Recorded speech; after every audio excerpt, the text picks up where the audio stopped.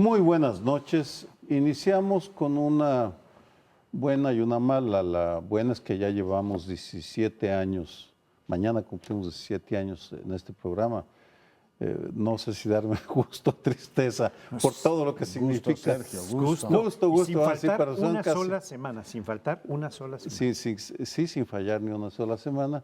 Y la segunda, pues expresar nuestras condolencias a la familia y a la generación del 68 por la desaparición de Luis González de Alba, uno de los líderes más lúcidos y más congruentes, más consistentes que dio esa generación. Hechos estos comentarios, procedemos a iniciar con una pregunta que me parece inevitable a raíz de un discurso del presidente de la República, que un poco insinuó que todos los mexicanos hemos participado de una u otra manera en la corrupción, al decir que aquel que se sienta libre de culpa tire la primera piedra. Por supuesto que ha generado ámpula, pero en lugar de dar una opinión inmediatamente sobre lo que él dijo, y por supuesto sin pretender meterme a interpretar lo que él quiso decir, subrayo un ángulo insuficientemente explorado. ¿Qué tan corrupta es la sociedad y la clase política y empresarial mexicanas?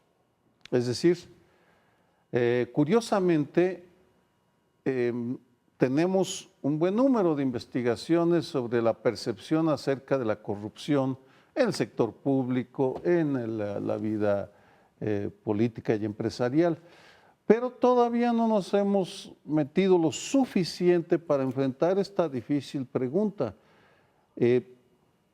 ¿Cuál es la base cultural o cuál es la base social? ¿Cuál es el respaldo que tiene esa corrupción que tanto condenamos? Por supuesto, es uno solo de los ángulos que hay que expresar y en esa lógica regreso al tema del discurso del presidente, porque lo que él estaba insinuando pues es que ¿para qué criticamos tanto a la corrupción si todos Estamos en eso. la tenemos?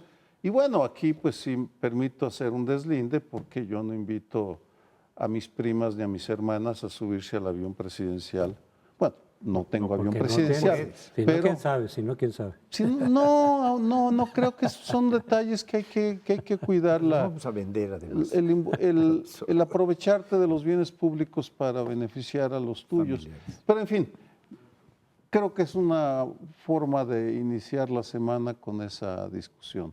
Pues yo creo que es una, digamos, manifestación muy poco apropiada en un jefe de Estado que tiene efectivamente pues, la jefatura de la administración pública, entre otras de las atribuciones que tiene el presidente de la República por diseño, es desafortunada. Si algo está efectivamente pidiendo la sociedad es cambio de actitud respecto al tema de la corrupción, decir efectivamente que el que esté libre de pecado tire la primera piedra, pues es reconocer que está ampliamente difundido el tema de la corrupción, lo cual es cierto. Me remito a un caso y trato de poner algunos datos sobre la mesa, citándolos de memoria. Si uno fuera como individuo a un chequeo de estos médicos y te dijeran, a ver, a usted le duele tal o cual cosa, sus padecimientos son este y el otro, bueno, pues si usáramos eso como un ejemplo, en el caso de los países es el informe que da el World Economic Forum, que da el tema de competitividad, donde te revisan así cuál es tu situación en diversos asuntos. Y no hago el cuento largo. En los asuntos donde estamos peor es en lo que tiene que ver con Estado de Derecho, corrupción. Respondo directamente a tu pregunta. Creo que somos el 112 en la ética de las corporaciones, de las firmas. O sea, un país en el cual dirá, oiga, tiene usted muchas dolencias, pero la peor está en Estado de Derecho y en corrupción. Andamos en niveles de 130, o sea, niveles africanos de comportamiento. Y decir que pues, el entorno está así, admite a mi juicio dos explicaciones. Una, o todos somos irremediablemente corruptos, que me resisto a creerlo. La inmensa mayoría de los mexicanos quiere tener una vida decente y honorable. Y la otra es que el propio gobierno, la propia administración va fijando reglas para que la corrupción sea la norma. Es decir, si usted quiere ganar una licitación, pues tiene que dar moche. Si usted quiere construir un edificio, tiene que dar moche. Entonces tú dices, a ver, ¿quién es el que causa el problema? El empresario que hace o que trabaja de esa manera para poder tener acceso a los, digamos, concursos públicos. Ahí están los señalamientos desde las televisoras. Vieron el reportaje del Wall Street Journal, ¿no? Diciendo, a ver, no nos dio tiempo a hacer la licitación, entonces se lo dimos a un señor que estaba aquí cerca. El Wall Street Journal implica que tuvieron que dar entre 12 y 18 dólares por cada televisor que se entregó en este programa amplísimo que llevó adelante el gobierno federal. ¿De quién es el problema? ¿Del empresario que da ese dinero o de quien fija las reglas? Yo dejo ahí el problema, pero no me cabe la menor duda. Este país le duele por todos lados el tema de la corrupción y el Estado de Derecho, y a mí me parece inadmisible que el presidente nos diga pues que en el fondo pues así esto es una cosa tan generalizada que no tendríamos ni por qué comentar. Yo quisiera ir al origen de esta frase que utilizó, creo que inadecuadamente, el presidente, que es el pasaje evangélico de la mujer adúltera. Va a ser lapidada porque la encuentran en pleno adulterio, según la narración del Evangelio, ¿verdad? Y cuando está a punto de ser lapidada, cuando interviene Jesús, el Cristo, y habla a la multitud y le dice, oiga, esta es una mujer que, bueno, primero escribe los pecados en el piso, Jesús, que mostraba que muchos habían cometido ese tipo de pecados, ¿no? Pero por otra parte, les dice a la multitud que iba a lapidarla, porque era la pena marcada entre los judíos para las mujeres, no para todos. A los hombres que hablaban en adulterio no se les lapidaba, eran las mujeres. A propósito de lo que estamos conmemorando con esto, ¿verdad? Que es nuestra solidaridad con el tratamiento del cáncer de mama, para las mujeres que lo padecen, pues esta mujer adúltera lo que tenía era, pues lo habían encontrado en pleno adulterio. Y Cristo les dice a la multitud, pues el que se vea libre de pecado, que lance la primera piedra. Este es el pasaje que escoge el presidente. Yo creo que está muy mal escogido por el contexto. El contexto en el que se da aquello era efectivamente llamar moralmente a la sociedad que tenía muchas culpas en este terreno de la sexualidad heterodoxa, digamos. Entonces, si lo dice Hillary Clinton, sí. ¿Quieres decirnos eso? No, Eso sí hubiera sido apropiado. Si quieres lo tocamos en el tema que vamos a tocar. Pero en temas de corrupción. No, en temas de corrupción me parece totalmente inadecuada, pero estaba yo diciendo, porque no está fuera del contexto. Eso no era corrupción, eso era una agresión sexual a una mujer. Y aquí la corrupción de la que estamos hablando, en la que quedaría lapidado el presidente, como salió en alguna caricatura, está lleno de piedras su cadáver, ¿no? Por otra parte, porque si bien muchos en la sociedad, en la empresa, en el gobierno, en la sociedad civil en general, aún entre la gente más pura que está en el campesinado, yo creo, porque no tiene mucho acceso a violar la ley, pues es impropio que nos llame a todos inodados en la corrupción. Yo creo que, como dice Leonardo, en México se ha dado desde hace mucho tiempo una dinámica en la cual las prácticas reales, al margen de lo que diga la ley, nos llevan a incentivos perversos en donde quien no quiere cumplir la ley o quiere mantenerse en una posición de honestidad a ultranza, sale perdiendo. Se le pierde oportunidades, no se le dan cuestiones, quiere pagar la multa y le sale carísimo todo y pierde un montón de tiempo en lugar de una mordida con el policía. Es como que todo estuviera hecho precisamente para ahorillar al ciudadano a que le convenga más entrarle a la corrupción, de la cual se van a beneficiar muchas autoridades por arriba, etcétera, a dejarte la posibilidad de decir, oigan, yo no le quiero entrar a la corrupción. Hay quien de todas maneras opta por no entrar a la corrupción, pero paga costos bien elevados. Está todo planeado para precisamente hacer costosa la honestidad y el apego a la ley. Eso primero es una cuestión institucional. Y lo otro, el tratar de darle una solución moral a la corrupción no lleva a ningún lado. La solución no es moral, no es decir que la gente, cada uno, pudiendo hacer corrupción y pudiendo enriquecerse, sin que haya ninguna consecuencia negativa para ti, porque hay impunidad, que tú por razones morales digas, no le entro. Oye, aquí hay un contrato que te puede hacer millonario, pero tienes que hacer el moche, no le entro. ¿Por qué? porque así me enseñaron en el catecismo cuando yo tenía 6 años, o en mi escuela, el espíritu cívico. Eso no va a pasar, eso no es la solución es aplicar la ley, la solución es dar consecuencias negativas a quien incurra en violaciones a la ley, en corrupción, etcétera. Y el otro lado, por ejemplo, que planteó López Obrador en Acapulco, me recordó al rey filósofo de Platón. Si tú tienes un rey virtuoso moralmente, ese era el rey filósofo de Platón, en automático poco a poco se va a ir descendiendo esa honestidad hacia la sociedad. Porque López Obrador lo que dijo, si el presidente es honesto, los demás funcionarios en automático se van a ver obligados a ser honestos también. Pues es un platonismo que tampoco ha funcionado en la historia. Es decir, no es por ahí, es aplicar la ley y castigar a quien incurra en corrupción, sea el presidente de la República, sea cualquier gobernador. Solamente así cambias entonces la relación en la cual incurrir en corrupción es más costoso que tratar de mantener la ley. Regresando a la pregunta, a mi pregunta original de si somos corruptos los mexicanos y mexicanas, creo que la respuesta es negativa, porque si fuéramos una sociedad tan corrupta como insinuó el presidente, las encuestas de opinión mostrarían un grado de tolerancia y aceptación que no es el caso. Observamos cómo las encuestas de opinión y la llamada opinión pública se está manifestando cada vez con mayor intensidad en contra de esta práctica. Y ello incluye a los grandes cúpulas empresariales que se dan cuenta que la corrupción ya dejó de ser funcional, no solo para ellos, podrá beneficiar a algunos como empresas, pero como problema del sistémico es negativo.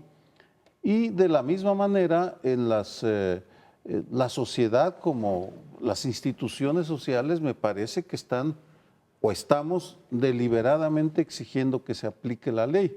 Sí me parece que es una práctica más concentrada en unos sectores, eso sí, muy identificados, en sindicatos, en algunos políticos, algunos gobernadores, Duarte, pero no que la sociedad sea corrupta. No, yo también lo creo, y pues si no habría esa reacción, dirían, pues es lógico, hay que actuar así, es lo correcto, ¿no? Claramente hay una indignación con ese tema de la corrupción, y subrayo, ahí está el informe del World Economic Forum para ver qué le duele a este país. Y una de las cosas que le duele es precisamente eso. Ya olvídense de lo moral y lo ético, nos quita competitividad, nos quita, digamos, un funcionamiento general. 2 apuntes rapidísimos. El primero, el rey filósofo, pues él fue rey filósofo de esta ciudad y tuvo a Ponce, o sea que no necesariamente tienes, y a Bejarano, o sea, no necesariamente irradias así, ni siquiera entre tus apóstoles, Ricardo, el principio de honestidad. Y lo segundo, el tema de la corrupción como sistema. A ver, yo les planteo un dilema personal. Yo quiero ir a verificar mi coche, antes de venir al primer plano pedí cita. ¿Y saben qué me dicen? Vaya con el mecánico y él le consigue la cita. O sea,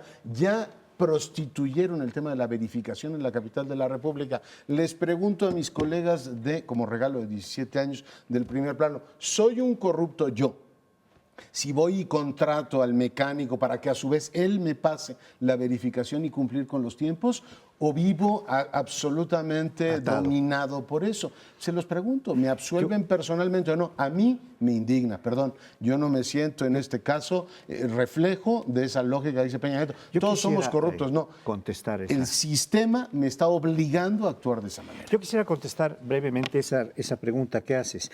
Porque Absuélveme, el error del presidente Peña Nieto al haber hecho esta referencia bíblica es que nos pone a todos en la misma buchaca, cuando realmente no es lo mismo la corrupción del que da una mordidita por pasarse un alto que el que hace un fraude a la nación por cientos de millones de pesos, como estamos viendo, y lo veremos más en detalle con los gobernadores que ahora están puestos en ¿Soy un corrupto yo o es el maldito sistema el que me hay obliga un a hacer sistema eso? que propicia la corrupción. Respóndanle, Crespo. Absuélvame. ¿Es corrupto o no es corrupto? Ego te absolvo peccatis tuis, in nomine Patris et Filis. Ya no nos da mucho tiempo, pero eso se vincula con el próximo segmento que vamos a ver entonces. Bueno, es una pregunta fundamental. Regresaremos a ella a lo largo del programa. Por lo pronto tenemos que interrumpir. Vamos. Seguimos de alguna forma con lo del primer segmento, pero aplicado a un tema específico. Yo voy a recurrir a ese ejemplo ya muy trillado, pero es muy útil, de por qué los mexicanos que culturalmente, históricamente, algunos dicen que incluso genéticamente somos corruptos, hablo genéricamente, cuando cruzas la frontera de Estados Unidos de repente cambian las conductas de inmediato. Te cuidas de no pasar el alto porque ahí no va a haber mordida de por medio, ahí te van a meter la multa y son elevadas, haces las colas, no te metes a las colas, empiezas a funcionar de acuerdo a las reglas de allá, porque allá están precisamente hechas de tal manera que el que viola la ley sí genera costos altos y el que cumple la ley no le generan costos altos, al revés de lo que ocurre aquí. Entonces, la cultura puede cambiar en media hora, basta con cruzar la frontera y sabiendo cuáles son los costos y beneficios de cumplir o no cumplir la ley, te adecuas tu comportamiento a eso. Lo que no tenemos aquí, entonces, no es un problema esencialmente cultural, sino institucional. Cuando logremos construir, si alguna vez ocurre eso, las instituciones de tal manera que castiguen la violación a la ley y premien el apego a la ley, como sucede en Estados Unidos y otros países democráticos, no va a pasar mucho tiempo antes de que el comportamiento de los mexicanos cambie radicalmente. Pero es justamente lo que pasa es que institucionalmente no hemos querido ni podido, o al revés, no podemos porque no queremos, crear esas instituciones que sean eficaces para castigar la corrupción y premiar la conducta limpia, honesta. Tenemos el ejemplo del PRI ahorita. Finalmente, por primera vez están haciendo algún tipo de purgas. Dicen aquí lo nuevo, en la medida en que el PRI está suspendiendo derechos, por lo pronto, de Javier Duarte, gobernador, todavía en funciones de Veracruz, y algunos de sus colaboradores. Le suspende derechos, es la primera vez que suspende derechos a un gobernador en funciones. Había ocurrido ya cuando habían salido. Incluso algún gobernador ha llegado a pisar la cárcel, alguno que otro por ahí perdido, pero sí han llegado a pisar la cárcel, pero no cuando están en funciones todavía se les retiran estos derechos. Bueno, yo creo que esto es una reacción del PRI de lo que ocurrió este año. Como sí se recibió el mensaje de las urnas desfavorable al PRI, fundamentalmente, por motivos de corrupción, más allá de que en algún que otro estado haya habido la cosa del matrimonio religioso, parental, perdón, de las reacciones religiosas contra el matrimonio paritario, creo que es la corrupción lo que está detrás, y el PRI entonces está tratando de mandar el mensaje, de decir, sí estamos tomando cartas en el asunto, sí estamos recibiendo el mensaje, y empezamos por casa, que es lo que ofreció Enrique Ochoa cuando llegó a la presidencia del PRI. El 81% no les cree. Hoy publica una encuesta Ulises Beltrán en Excelsior y el 81% cree que esos, digamos, procesos son de papel. Y recuerdan mucho a la forma en que el PRI tradicionalmente abordaba la corrupción. Es decir, usted agarra un chivo expiatorio y políticamente échele todas las culpas, porque contrastó mucho, ¿no? Que en la misma semana que estaban empapelando al gobernador de Veracruz, publicara, por ejemplo, Reforma el tema de Moreira y dijeron, no, a él sí lo vamos a proteger porque ahí sí tenemos muchas cosas que cuidar. Subrayo el tema de los televisores, esta política pública que también fue publicado por el Wall Street Journal, tampoco mereció demasiados comentarios por parte del PRI. Por tanto, se ve como algo muy tradicional esto de cuélgale al perro que se va a todas las pulgas, y con eso decimos que somos efectivamente o que estamos llevando procesos para depurar esto. Pero subrayo, 81% no les cree. Y eso indica lo que comentábamos en el bloque anterior. O sea, a la sociedad sí le indigna la corrupción. Si la sociedad mexicana es muy tolerante con algunas cosas, por ejemplo, si la prensa publica que algún político tuvo una aventurilla extramarital, no tiene las consecuencias que tienen otras sociedades, porque ahí sí la sociedad mexicana dice, bueno, no nos pongamos demasiado estrictos con estos temas. O sea, compartes de alguna manera ese universo de valores, decir, a ver, no voy a hacer polvo a alguien por un error que haya cometido en sus relaciones personales, pero la corrupción se indigna a la gente. ¿Y saben por qué indigna más? Porque estamos pagando más impuestos que nunca, y las promesas de que este país iba a cambiar con la, digamos, la democracia, el cambio de administración, que este PRI era completamente renovado, pues nos salieron absolutamente corregidos y aumentados. O sea, los escándalos de corrupción están por todas partes y parece como si no les doliera. En el fondo, lo que platicábamos en el bloque anterior es, ya tampoco es tan grave, beneficiarse del cargo. O sea, en el fondo de su alma, o sea, lo que nos están diciendo es, no haga tanto escándalo. Pues si en el fondo de eso se trata la política, eso se trata la administración pública. Somos un país profundamente colonial, es un pensamiento como el siglo XVI. Lo dejo ahí. Pues está bien. Yo creo que este bloque que está enfocado hacia la corrupción que han tenido gobernadores de varios partidos, no solo de uno, porque habría que recordar que Paderés del PAN también está haciendo una faramalla, el Partido de Acción Nacional, nombrando un zar de los anticorrupción, etcétera. Pero Paderés está vivito y coleando, libre, ha presentado más de 40 amparos, decía los periódicos de hoy, para irse liberando o amortiguando las penas o las responsabilidades que pudiera tener. Pero yo sí quisiera insistir en un tema.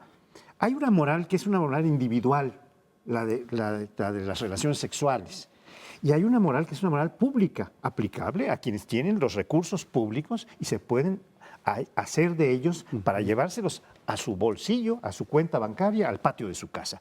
Esto es lo que estamos viendo en relación con los gobernadores. Y hay una diferencia muy grande entre la pequeña corrupción que puede cometer alguien que se ve orillado, como tú planteabas, a esto, porque el sistema está preparado para eso, o un pobre transeúnte que se para en las rayas sin querer en el momento del alto y entonces le cobran una multa y para librarse de la multa da una mordida. Es muy distinto de sacar cientos de millones de pesos del erario para llevárselos a su casa. Entonces, eso es una diferencia muy fuerte en esto entre la moral pública y la moral privada, ¿no? Yo creo que hay que hacer una distinción allí. Me gusta mucho la manera como lo verbalizaste, José Antonio, de que no es cultural sino institucional, porque me parece que ese es un problema que tenemos que distinguir, porque el presidente nos quiso jalar y el presidente del PRI, los dos presidentes y otros más, nos quieren hacen un revoltijo de la moral privada con la moral pública. Y vamos. Para salvarse. El ejemplo que puso el presidente de la República es un ejemplo de moral privada en el último de los casos. Claro. Y yo ahí puedo decir como analista que me repugna, y jamás lo he hecho, escribir sobre algún escándalo privado de relaciones extramaritales de un político a una política. Me parece que no viene al caso. Aquí lo discutimos una vez sobre la publicación de una carta por una revista por Proceso, una carta de Rosario Robles, de su amorío con Carlos Ahumada. Allí era la moral privada, vamos, que se mezclaba con lo público, ya lo discutimos, como lo hicimos en este programa con el romance que tenían Marta Sagún y el presidente Vicente Fox, antes de que se supiera, cuando publica Ginger Thompson en el New York Times una nota sobre el romance en Los Pinos. Es decir, sí, en la parte pública, y creo que los mexicanos en ese sentido ahí demostramos nuestra claridad en de que lo que nos indigna es la falta de moral pública que muestran desafortunadamente el presidente y un buen número de gobernantes, y no quiero dejar pasar, incluyendo Miguel Ángel Mancera con el tema de la corrupción urbanística. Esa tolerancia es absolutamente indignante. Yo sigo creyendo que en el tema de la moral pública los mexicanos no somos corruptos. En esto del PRI, en los gobernadores en general, del PRI o del PAN o de otros partidos, ya lo hemos dicho varias veces, se abrió la llave del presupuesto a los estados de manera impresionante con el gobierno de Fox, sin que hubiera una contraparte en términos de rendición de cuentas, es decir, en qué lo iban a hacer, sin que hubiera en todo caso la posibilidad de que sus instituciones locales pudieran llamar a cuentas porque están controladas por los gobernadores. Y al mismo tiempo la presidencia, al otorgar autonomía, pues tampoco tenía ya la posibilidad contundente de decir, a ver, yo te llamo a cuentas. Entonces cobraron autonomía y tuvieron mucho mayor dinero para usarlo discrecionalmente. El resultado lógico, cualquiera lo podía prever, y Carlos Castillo Peraza fue de los que lo previeron aún antes del año 2000, es decir, eso va a ser una corrupción impresionante, imparable. Tú les das impunidad, les das autonomía, les das más dinero, ¿como en qué suponen que va a parar eso? En esto que estamos viendo, justamente. Entonces, el PRI ahora reacciona como debieron haber reaccionado hace mucho tiempo y como en otras partes del mundo reaccionan los partidos. Cuando uno de tus gobernantes, de tus gobernadores, funcionarios salió de tus filas, claramente se le fincan actos de corrupción con algunos elementos creíbles, de inmediato el partido se deslinda para no absorber el costo político de eso en las urnas, en los demás. Las demás personas dicen, oye, tú estás entrando en corrupción, pero yo ¿por qué tengo que pagar con mi curul, por ejemplo, en las elecciones? ¿O por qué en conjunto el partido tiene que pagar electoralmente, como ahora pagó el PRI, perdiendo tantos estados por la corrupción de ciertos gobernadores? Es algo que no es nada más de demagogia, es algo que podría ser racional en ciertas condiciones. Creo que apenas se están dando esas condiciones para que de veras le convenga a los partidos racionalmente deslindarse de sus funcionarios corruptos, que no sea solo lavarse la cara. Vamos a ver qué sucede. Mucha gente no lo cree porque desde hace años ha sido solamente demagogia y ha sido solamente cuestiones cosméticas, ¿no? Sí. Yo quisiera hacer un contrapunto porque si bien Ochoa está llevando a juicio interno en el PRI al gobernador de Veracruz, pero va a apoyar a los Moreira a sacar... Hay incongruencia. Hay una incongruencia total. Entonces están usando a alguien como un chivo respiratorio, como decía el nuevo rico de la cultura, ¿no? El chivo respiratorio. Y en la otra parte, pues están abriendo, le están tapando todo lo que pueden. Y diciendo, yo estoy actuando bien, pero no están actuando bien en términos generales, porque no habría quien cerrara la cárcel a donde tenían que meter a todos estos.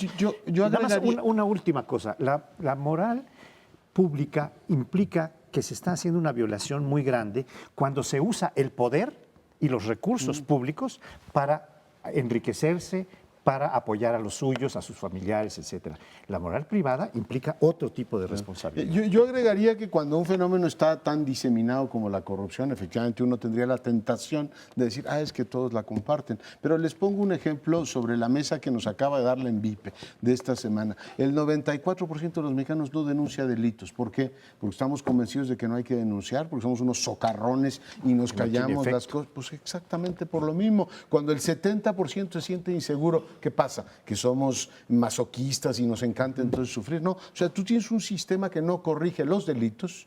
Creo que este es un tema al que deberíamos prestarle atención. Tenemos 3 tomas del ENVIPE y las estrategias de seguridad en todo el país han sido un fracaso. Seguimos teniendo los mismos delitos y no hay quien persiga. Hombre, si no persiguen homicidios, no persiguen secuestros, no persiguen extorsiones, a mayor razón dirán, hombre, delitos patrimoniales y dinero. Si no persigo los primeros, ¿por qué voy a perseguir los segundos?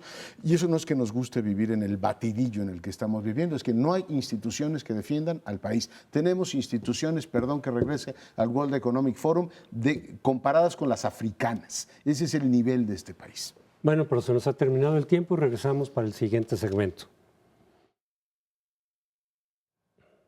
Bueno, y el día de ayer los colombianos fueron convocados a las urnas para validar el acuerdo de paz que habían establecido el gobierno de Colombia y las FARC. Y hay 3 elementos que comparto con los compañeros de Primer Plano y voy de menor a mayor importancia. El de menor importancia quizás sean las encuestas, que quedaron como trituradas después de este ejercicio.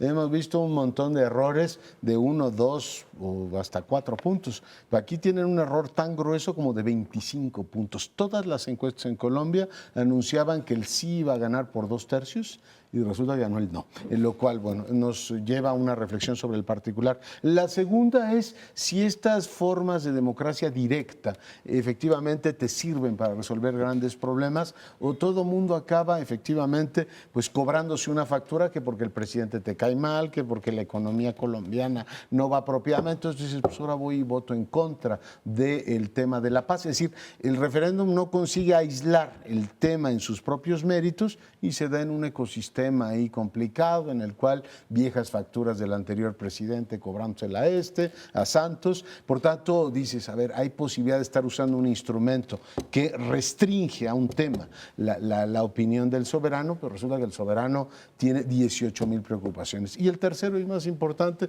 ¿a dónde se mueve Colombia después de esto? Es decir, ¿qué pasa cuando tienes un acuerdo, a mi juicio virtuoso? Por supuesto, todas las paces son revisables, las reconciliaciones todas tienen además tienen una fecha de caducidad, implican algunas concesiones que en algún momento pueden resultar atroces, lo recordamos, en fin, no me extiendo en el asunto. Todas las reconciliaciones tienen esta necesidad de ir perdonando a sectores que no le parece muy bien a algunos. Ahora no sé qué va a ocurrir. O sea, tienes un acuerdo político diplomático, además respaldado por la ONU y un montón de países, que está reprobado en las urnas. Pues no sé hacia dónde se mueve Colombia en esto, pero pongo los tres temas sobre la mesa. Pues tal vez valdría la pena especificar un poco cómo se dio esta votación. El primer dato que yo quiero resaltar es que hubo el 63% de abstención.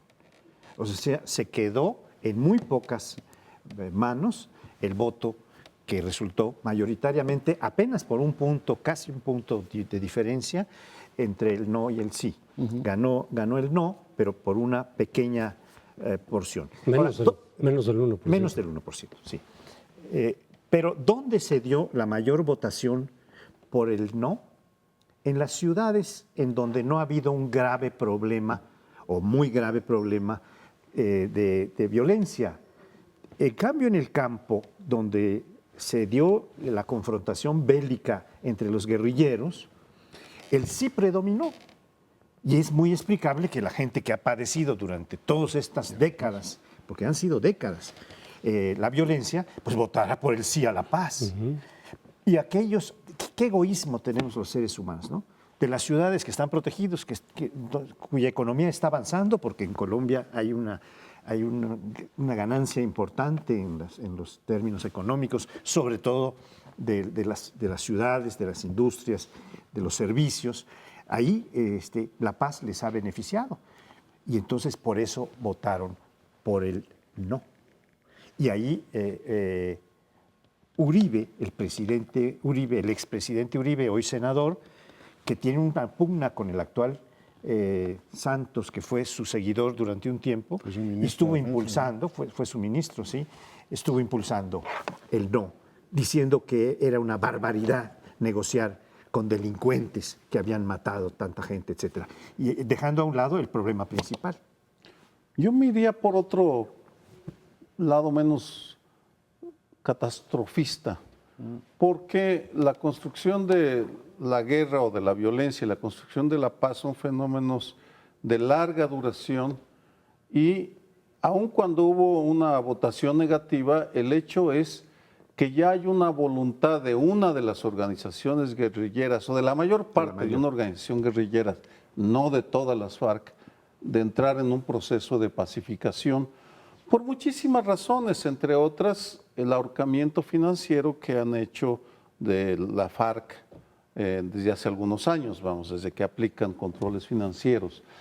En ese sentido, toda proporción guardada, hay que recordar lo que sucedió en el País Vasco, en donde la voluntad de ir por la vía pacífica de un buen número de actores gradualmente fue desmontando las condiciones sin que hubiera jamás ni un referéndum ni un acto simbólico de firma de paz entre ETA y el Estado español. Ha habido acciones parciales muy complejas que llevan muchísimos años y en ese sentido me aventuro a pronosticar que la paz no va a llegar solo porque se firmó un acuerdo en La Habana, ni tampoco porque la ratificó un plebiscito o la rechazó, sino porque la voluntad de comunidades concretas en los campos de batalla gradualmente la irá haciendo efectiva, no de la misma manera como hubiera sido hoy, estaríamos celebrando la paz porque se ratificó en un momento cumbre con la participación de la ciudadanía. Bueno, pero así es la historia. Lo importante es que estuvieron 4 años en La Habana discutiendo y que ya dieron el paso adelante los unos y otros. Lo que pasa en relación con quienes se oponen a la paz, porque, como decía Pauli, ¿cómo vamos a perdonar a estos delincuentes que mataron a mucha gente, secuestraron, etcétera? La ley tiene que prevalecer, el castigo tiene que prevalecer, por lo tanto no vamos a aceptar una paz con amnistía. Lo que pasa es que las condiciones a veces llevan precisamente a términos pragmáticos. O sea, si ninguna de las dos fuerzas en conflicto es lo suficientemente fuerte para subordinar a la otra para derrotarla y entonces sí aplicarles la ley a quienes hayan incurrido en todo este tipo de delitos, crímenes. Si tú no puedes derrotar a estos, ni estos a estos, lo que se impone es un acuerdo pragmático. Es decir, vamos a continuar la guerra ad infinitum, con los costos que supone para un lado o al otro, o ya le paramos porque ninguno de los dos puede derrotar al otro, y en esa medida ya de aquí para adelante pues ya vamos a tener condiciones de convivencia. Pero eso implica amnistiar a los otros o mutuamente, porque estos también habrán incurrido en violaciones a derechos humanos y demás. Pues pasó un poco con la guerra cristera en México. Ninguno de los dos pudo derrotar al otro por diferentes razones. Entonces se llegó a la intermediación para lograr ya que se pacificara el asunto, porque, con la guerrilla en Salvador. En fin, hay varios ejemplos donde el equilibrio de poder es tan patente, tan claro, que ninguno de los dos puede derrotar al otro. ¿Qué hacemos? ¿Prolongamos 20 años más sin que ninguno gane con los costos que eso implica o le paramos? ¿Es más racional pararlo? Sí, pero implica amnistías. Ni modo. Acotamiento. Un poco de información. Generalmente se menciona las barbaridades cometidas por las FARC. Lo que no se menciona es las barbaridades cometidas por la otra parte, por el Estado. Y cuando uno revisa la historia colombiana, hubo una desmovilización que se expresó en el polo patriótico que fue arrasado por los paramilitares y por los escuadrones de la muerte del ejército y del Estado colombiano. Yo no sería tan optimista como tú, Sergio, por la simple y sencilla razón de que tenemos, además, muy recientemente ya un fracaso de un proceso de paz en Colombia. El intento de Pastrana de abrir la zona de despeje fue dinamitado por un proyecto político que fue el de Uribe, que fue presidente, que fue muy exitoso en sus primeros años e impulsa directamente un, digamos, ejercicio de confrontación. A diferencia del País Vasco, donde ETA hizo una autocrítica, la ETA, digamos, político-militar, fue dejando las armas, diciendo, a ver, no tiene ningún sentido seguir con una, digamos, un hecho de sangre. Aquí tienes unas FARC que dicen, a ver, esta no es la vía necesariamente, pero tú no encuentras una atmósfera suficiente para que los que se desmovilicen, esto que llaman la dejación de las armas, que es muy bonita la expresión, que digan, oiga, ¿y a mí quién me da garantías en este Estado colombiano hoy de que no me van a matar mañana? Es decir, yo creo que el tema es infinitamente más complejo, tiene una dimensión, digamos, socioterritorial mucho más amplia, y bueno, si en el País Vasco queda pendiente todavía el gran acuerdo, ¿no?, de reconciliación entre todos, en el caso de Colombia tenemos latente esta historia reciente de finales del siglo pasado, y las condiciones para que la paz sea completa están muy lejanas. Yo siento que el soberano en este caso, que también trae un Marte dentro, es un dios de la guerra, dijo, aquí no hay reconciliación de momento y vamos a seguir confrontando a esos que llaman delincuentes, que en cierta manera lo es, también las FARC tienen esta vertiente, no solo política, sino también criminal. De narcotraficantes. Pero por la paz la haces con los enemigos, no la haces pactando con tus amigos y los que piensan igual que tú, ¿no? Una respuesta muy rápida. Estamos hablando de dos dimensiones, la dimensión de la opinión pública que dijo que no y la dimensión de las instituciones que en su mayor parte dicen que sí. ¿Qué haces? Bueno, eso es lo que vamos a ver qué hacen, pero yo no creo que las instituciones vayan a decir, bueno, ya terminó todo, regresamos al campo de batalla. Nada más no que lo creo. hay una problemática muy fuerte. Yo por eso destacaba el término de la abstención, que fue de 60 y tantos %. Entonces, el soberano está muy escuálido, está muy incompleto. La legitimidad que puede tener este acuerdo, cuando más del 60% no va a votar, si habla de la irresponsabilidad o del no interés de la sociedad civil para ir a votar en un asunto tan grave como este, que es un drama nacional. Entonces, es muy serio y además podemos sacar lecciones para México. Por eso, en algunos casos, los plebiscitos, referéndums, en temas tan importantes, exigen un mínimo de participación. Claro. Si no se da ese mínimo de participación, no vale el ejercicio.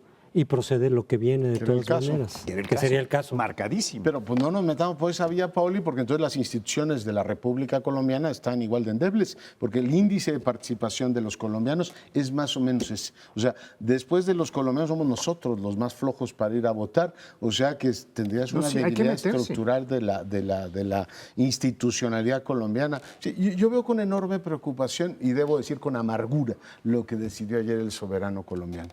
Pero bueno, nos tenemos que ir a una pausa, regresamos en un instante. Este es el primer plano. Vamos ahora al último bloque en el que trataremos el tema de las elecciones en los Estados Unidos y particularmente de algunos datos que han estado surgiendo esta semana, porque es un tema que hemos venido tratando aquí en la mesa de primer plano, ya que tiene repercusiones muy importantes para México, lo que ocurre en un país con el que tenemos el 85% de las compras y las ventas, ¿verdad?, de la relación, una frontera de 3.000 kilómetros, en fin.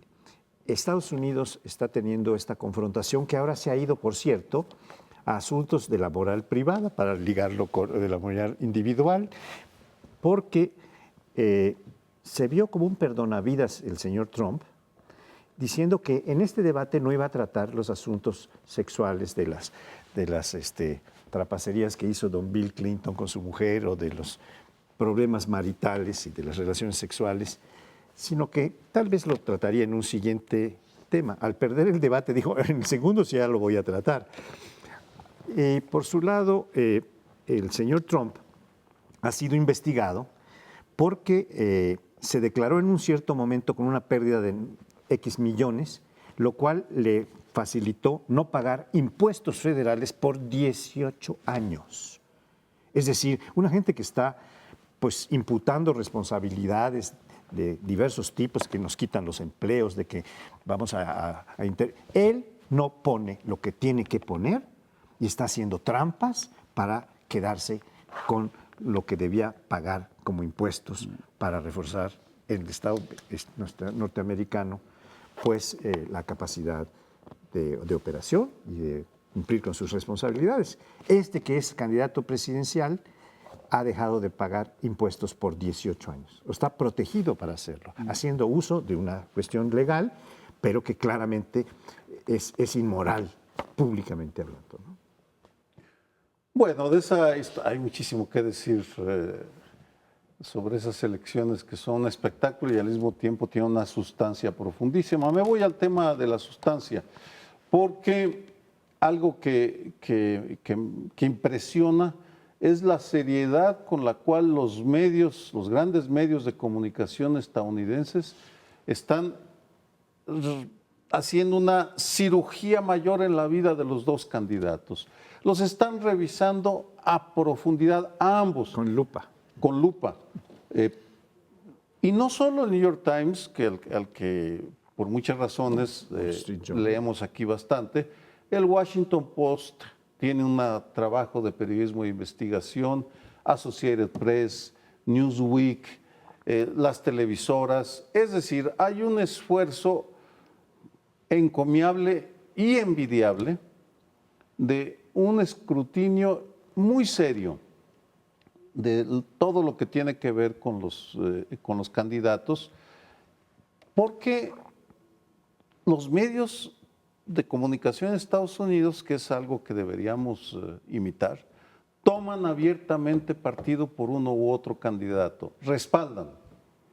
El New York Times ya lo hizo con Hillary Clinton, ya anunció que lo apoya y ya anunció que va en contra de Trump porque es un mentiroso, porque no tiene personalidad, porque es un pillo, en pocas palabras.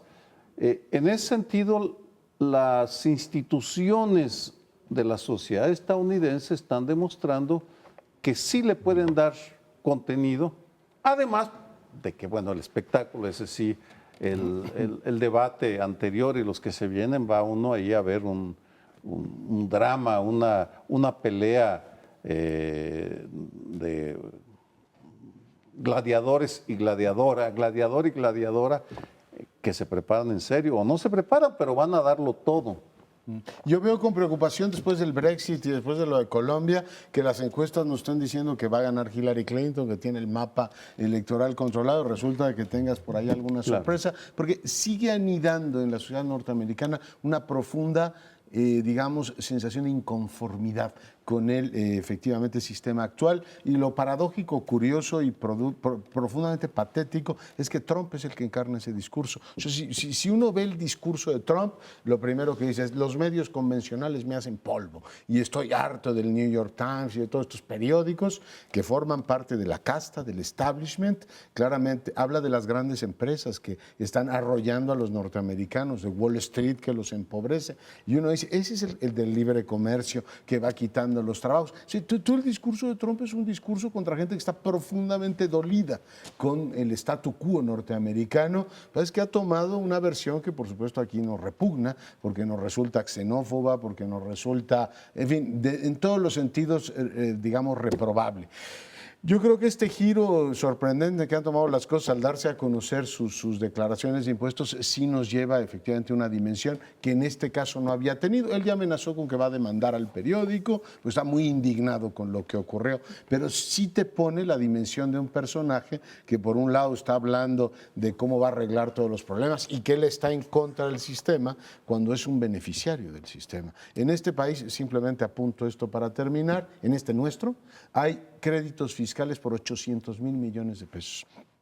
Y los principales beneficiarios son estas empresas que ponen en sus camiones de doble remolque, aprovecho también para meter ese comentario, empresa socialmente responsable. Hombre, si usted no paga impuestos y además tiene las carreteras mexicanas como las tiene, con sus dobles remolques, diga lo que quiera, menos que socialmente responsable. A Trump le dirán: oiga, pues así como que muy colaborador y todo lo demás, no es usted. A lo mejor tiene razón, desde el punto de vista de ellos, tiene razón en algunas críticas que hace el establishment, subrayo, desde los medios hasta las grandes empresas, pero usted a la hora de arrimar el hombro, simple y llanamente no lo arrima.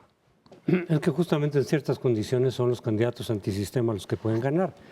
Cuando la gente está más o menos conforme con el Estado, con el establishment, con el statu quo, pues los candidatos antisistema pues se ven como rudimentarios, se ven así como incluso riesgosos, lunáticos, lunáticos, entonces más bien se les ve como con cierta reserva y no tienen posibilidades. Pero es justo cuando la gente está muy enojada con lo que está pasando, con la situación económica, con élites que se benefician impunemente del malestar y del deterioro del país, que es cuando estos candidatos antisistema prenden. Hemos visto casos eso en México en ciertas condiciones y en otras. Cuando realmente hay un enojo, una desconfianza, son los antisistemas los que pueden prender. Y el antisistema supone de pronto caer en excesos verbales, es parte del discurso antisistema, es ese, golpear, descalificar. Y es lo que ha hecho Trump y por eso a final de cuentas tiene ahí una base que no sabemos si va a ser suficiente para ganar o no. Hasta ahorita, después del debate, pareciera que no, porque el desempeño en el debate fue bastante malo para Trump, bastante bueno para Hillary, contra lo que muchos opinaban. Pero de nuevo, en los estados clave, que son los que van a determinar, en los estados swinger, que son los que determinan quién gana y quién no, Hillary parece haberse despegado de 1 o 2 puntos a 4 o 5. A ver si las encuestas son precisas ahí, porque ya con tantos ejemplos mundiales de errores de las encuestas, va a salir que a lo mejor Trump gana con 5 puntos de diferencia en esos estados. Las encuestas tienen que ver con la votación directa, pero recordemos que en los Estados Unidos es por votación indirecta que se gana la presidencia o no. Pero las encuestas en los estados son... No, está basado en las encuestas por estado, por no estado. es nacional. Sí, no estoy aclarando porque podría interpretarse como... Pregunta, imagínate que hay un voto oculto, o sea, que haya un sector de la opinión pública americana que diga: me da vergüenza decir que voy a votar por un racista y un xenófobo, y que después te aparezca en las encuestas. No, A mí yo eso me da lo pavor. aclaro porque nuestros televidentes tienden a asociar las encuestas en una votación directa como la que hay en este país o como la que hubo en Colombia. Y no, en este caso estamos ante una situación distinta. Simplemente para distinguir cuál es el error que pueden cometer las encuestas, serían las encuestas por estado. Y tal vez habría que decir que en el caso de Trump, subrayando el tema, sus faltas personales como empresario, como ciudadano, no solo las privadas en donde trata muy mal a las mujeres, no les paga a sus empleados, etcétera, sino las públicas en donde ha dejado de contribuir en una proporción muy alta, cuando está diciendo, este país se nos está cayendo, lo vamos a volver a hacer grande porque lo han hecho pequeño, esa es por connotación, la crítica, y porque vamos a intervenir las remesas, vamos a evitar el Tratado de Libre Comercio, vamos a crear nuevos empleos, en fin, todo este tema. Es bueno eso de las remesas, ¿no? Pues sí. Como él no paga, se los quiere quitar a los migrantes, Sí, ¿no? sí. Mejor pague usted, señor Trump.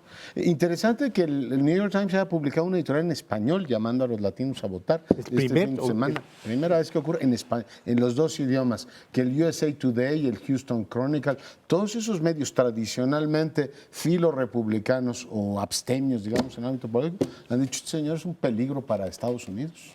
Hay una movilización, es bien interesante porque lo que Trump dice, su análisis está muy arraigado en el pensamiento conservador, pero un número cada vez mayor de los conservadores sienten que no estarían bien representados por ese personaje porque no tiene la moral pública que se necesita, vamos. Y ahí creo que habría, regresando al punto de partida, una clara distinción entre moral privada y moral pública. Claro.